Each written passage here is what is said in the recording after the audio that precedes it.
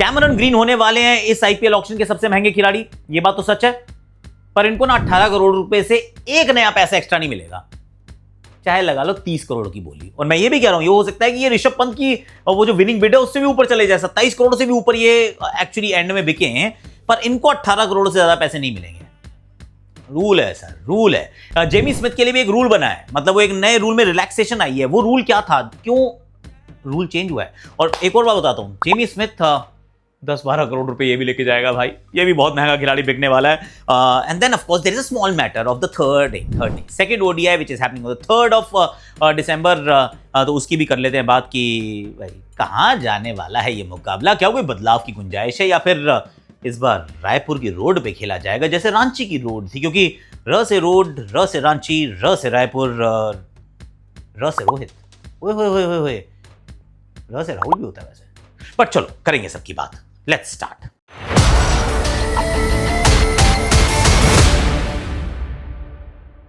Hashtag Akashvani में आप सभी का हाथ जोड़ के स्वागत है। कैसे हो आप लोग? आई रियली होप कि आप अच्छे हो गए, स्वस्थ हो गए।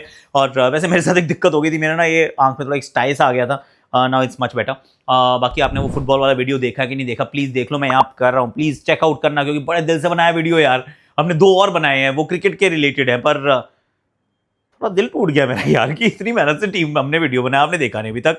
सो आज हम वैसे वो तो देख ही लो और सब्सक्राइब कर लो, प्लीज़ सब्सक्राइब करो। वैसे नेपाल जा रहा हूँ आज, बाय द टाइम आप देखेंगे मैं एयरपोर्ट पे होऊंगा और उस पर वाया दिल्ली टू काठमांडू, यानी कि Nepal premier league. I am coming guys, will be fun. उसकी बात करेंगे, पक्के से करेंगे। पर let's start with okay, nobody is message me right now. हालांकि कल जो थी मेरी एनिवर्सरी भी थी, तो एनिवर्सरी पे भी हम काम करते हैं, काम हम रोज करते हैं, तो वो भी काम है जो कि बहुत इंपॉर्टेंट है। पर now let's start Cameron green. Cameron green सबसे महंगे हो सकते हैं, इसमें तो कोई डाउट नहीं है, क्योंकि अब तो आंद्रे रसल भी नहीं है, यानी कि you add another 5-7 crore to his kitty. बहुत सारे लोग कह रहे हैं नहीं सर वो पॉट गीटर भी हैं, देखिए वो वियान मुल्डर भी हैं, और भी नाम आएंगे। ऑनेस्टली बताऊं, नाम आएंगे, मीडियम पेस ऑलराउंडर वाले लोग भी आएंगे, पर उससे फर्क नहीं पड़ेगा, क्योंकि इस भाई का जो नंबर जाएगा ना बहुत ऊपर जाएगा। क्वालिटी जो कैमरन ग्रीन ला रहे हैं, the reputation, the whole the perception around him, कोई आसपास नहीं आएगा। ये सबसे महंगा खिलाड़ी होगा इस ऑक्शन का। और ये भी सुन लो आप, ये हो सकता है कि ऋषभ पंत के ऊपर चला जाए, ये 27 करोड़ से ऊपर की बिड चली जाए, पता चले 28 या 29 करोड़ में खरीदे जाए इवेंचुअली, पर इनको 18 करोड़ से एक्स्ट्रा नहीं मिलेंगे। तो जो आपको मैंने शुरू में कहा था उस बात पे आई एम स्टिल अडिग हूँ, हिल नहीं रहा हूँ कि उससे ज़्यादा पैसे उनको नहीं मिलेंगे, क्योंकि एक नियम बनाया गया था जब ये हुआ मिड जो छोटा ऑक्शन था जिसमें मिचेल स्टार्क 25 करोड़ रुपए ले गए थे, तब सबको रियलाइज हुआ कि यार ये तो बड़ा उल्टा पुल्टा हो रहा है, क्योंकि बहुत सारे ओवरसीज खिलाड़ी क्या कर रहे थे कि बड़ी ऑक्शन को मिस करो, स्किप मार जाओ एक साल, अगले साल छोटी ऑक्शन में नाम रजिस्टर करो और सीधा ले लो 25, 27, 28 करोड़ रुपए। एंड यू रियलाइज कि यार 25 करोड़ उनको मिल रहे हैं, बुमराह को मिल रहे हैं 14 या 16। Is that right? Not right at all. तो बीसीसीआई ने कहा सुनो मेरी बात, तुम पहले बात तो रजिस्टर करो फर्स्ट ऑक्शन में, जो बड़ी ऑक्शन में रजिस्टर करेगा वही छोटी ऑक्शन का हिस्सा बन सकता है। लेकिन आप बड़ी ऑक्शन में रजिस्टर करने के बावजूद आप ये भी कर सकते हैं कि आई am not available, family reasons हैं, इंजर्ड हूं, जो भी है वटेवर करके आप नाम अपना, वहां आपका ऑक्शन नहीं होता है, आप छोटी ऑक्शन में आते हो। अब छोटी ऑक्शन का एक नियम बनाया गया कि 2 ऐसे होंगी चीजें जिसके ऊपर निर्धारित होगा आपका प्राइस। एक है कि हाईएस्ट रिटेंशन प्राइस क्या था, नॉट कि किसको कितना मिला था, कितना था। जैसे 18 करोड़ वो तो फर्स्ट रिटेंशन था, वो हाईएस्ट हो गया, राइट। हालांकि हेनरिक क्लासन को 23 में रोका गया, पर 23 नहीं माना जाएगा। 18 crore is the highest retention का जो प्राइस था, जो ब्रैकेट था। और उसके बाद जो सबसे बड़ी बिड गई, सबसे बड़ी बिड गई 27 करोड़ की, जो सक्सेसफुल बिड थी। तो इन दोनों में से जो कम होगी चीज वो आपको मिलेगी। तो 27 करोड़ जीते थे, मतलब 27 करोड़ मिले थे ऋषभ पंत को, पर क्योंकि द हाईएस्ट रिटेंशन का जो था वो उससे नीचे, जो lower of the two will be the price. तो मान लीजिए अगर ये 18 करोड़ है फॉर एग्जांपल, और जो सबसे बड़ी बिड जो थी वो 16 करोड़ की रह जाती, मतलब किसी को नहीं मिलते 25-27 करोड़, ना श्रेयस को ना ऋषभ को। अगर 16 करोड़ की होती तो इनको 16 करोड़ माने जाते, क्योंकि 18 करोड़ जो है वो हाईएस्ट रिटेंशन प्राइस था, जो ब्रैकेट सेट था, तो इनको 18 करोड़ ही मिलेंगे, उससे एक नया पैसा नहीं मिलेगा। हालांकि ऑक्शन में चलता रहेगा, कोई 18 कह रहा है, कोई 19 कह रहा है, कोई 20 कह रहा है, 21, 22, 23, 25, 26, 28, 29, पता नहीं 29 पे क्या पता रुक जाए। पर जो बाकी पैसे बचे, यानी कि 29 पे अगर कहानी रुकती है, तो 11 करोड़ रुपए जो बचे वो जाएंगे बीसीसीआई के पास, वो नहीं मिलेंगे कैमरन ग्रीन को, जो पर्स में से निकाल लिए जाएंगे। मान लो केकेआर के पर्स में से निकाल लिया आपने 29 करोड़ रुपए, लेकिन दिए किसको? 18 to Cameron Green, 11 to BCCI. 11 crore का बीसीसीआई क्या करेगी? वो प्लेयर्स वेलफेयर फंड में उसको डाल दिए जाएंगे और वहां खर्चा होगा, यानी कि कैमरन ग्रीन को 18 करोड़ से एक्स्ट्रा पैसे नहीं मिलेंगे। Did you know that? भैया छोटी ऑक्शन को मैनिपुलेट नहीं कर सकते अब आप। एक समय में हुआ करता था, एक जमाने में एक समय होता था, अब नहीं होता है। तो दूसरी बात, अब जेमी स्मिथ की बात आता हूं आपको। तो एक और नियम था कि जो बड़ी ऑक्शन में रजिस्टर नहीं करेगा वो छोटी ऑक्शन का हिस्सा नहीं बन सकता, पर जेमी स्मिथ ने वहां रजिस्टर नहीं किया था, तो यहां पे लॉजिकली उनको अलाउ नहीं करना चाहिए था। पर इनके लिए एक एक्सेप्शन बनाई गई है कि इससे पहले किसी भी ऑक्शन में वो आईपीएल ऑक्शन के अंदर रजिस्टर्ड नहीं थे, so he is considered as a new player.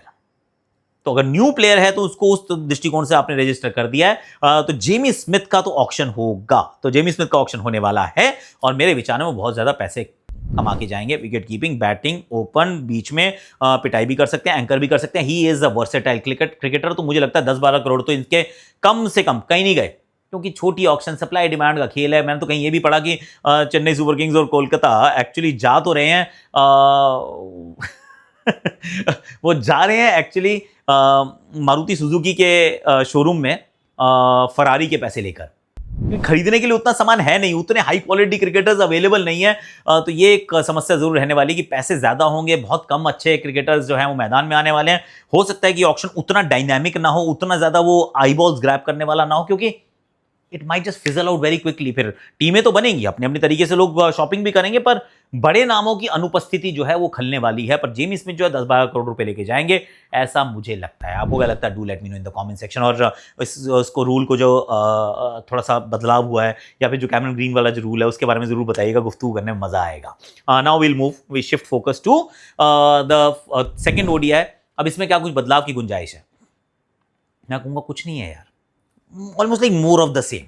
वैसा का वैसा चलते रहना चाहिए, जिसमें अब सिर्फ मतलब जो दिल से आवाज है वो ये कि यशस्वी और ऋतुराज प्लीज रन बना लो यार। क्योंकि एक बंदा जो है वो कप्तान की जगह खेल रहा है, दूसरा बंदा जो है वाइस कप्तान की जगह खेल रहा है। सर कितनी देर तक कप्तान और वाइस कप्तान बाहर रहने वाले हैं? बहुत दूर तक तो, बहुत देर तक तो नहीं रहेंगे ना। तो यशस्वी भैया लेफ्ट हैंडर के सामने, चाहे वो मार्को यानसन हो या नांद्रे बर्गर हो, भाई बर्गर्स के साथ तुम्हें फ्राइज अच्छे लगते हो या मार्को या कुछ भी, आई डोंट केयर। मेरे को कोई चुटला भी याद नहीं आ रहा है, प्लीज रन बनाए यार, आउट मत हो प्लीज। ये पिच अच्छी होगी, काली मिट्टी की पिच मैंने सुनी है। ड्यू यहाँ पे भी आएगा, क्योंकि अब ड्यू का समय तो हो ही गया है। तो टॉस जीत के आप हमेशा गेंदबाजी करना चाहेंगे। चेज करने में भी, टू बी वेरी ऑनेस्ट, अगर पिच सपाट रहती है और ड्यू आ जाता है तो चेज आसानी से हो भी जाएगा। और उसमें साउथ अफ्रीका अगर थोड़ी सी भी संभल की शुरुआत कर जाते हैं तो they will be actually in a good place, in a good space. तो वो एक बात रहेगी। तो मैं कह रहा हूँ यशस्वी रन बना ले भाई यार, क्योंकि एक और मौका है इसके बाद। उसके बाद नेक्स्ट मौका आपको ओडीआई में कब मिलेगा वी डोंट नो, टी20 में मिलेगा वी डोंट नो। तो जब आपको ये वाली चीजें पता ही नहीं है तो फिर ये बहुत इंपॉर्टेंट मौका है आपके लिए। The same is true for Ruturaj Gaikwad. Number 4 पे इनको बैटिंग कराई जा रही है। तो कई बार तो मैं ये भी लगता है कि are we setting up people to fail? क्योंकि ऐसे नंबर पे ऐसी जगह चीजें कराओ जो मतलब वो उतने अच्छे नहीं है उसमें, या फिर उनके अंदर उनकी एक्सपर्टीज नहीं है। तो every time they are getting an opportunity, they are out of their comfort zone. Are we actually doing that? Ruturaj के साथ मुझे ऐसा प्रतीत होता है, कई बार नीतीश कुमार रेड्डी के साथ मुझे ऐसा प्रतीत होता है। जब हम वॉशी को नंबर 5 पे भेज रहे हैं, मुझे तब भी ऐसा प्रतीत होता है कई बार कि क्या हम सही कर रहे हैं। तो ऋतुराज को हम भेज तो रहे हैं 4 पे, पर 4 नंबर इनका जो पकाया हुआ नंबर तो है नहीं। तो आई रियली होप कि ये भी रन बनाए, क्योंकि इनके पास भी एक ही और अपॉर्चुनिटी आएगी।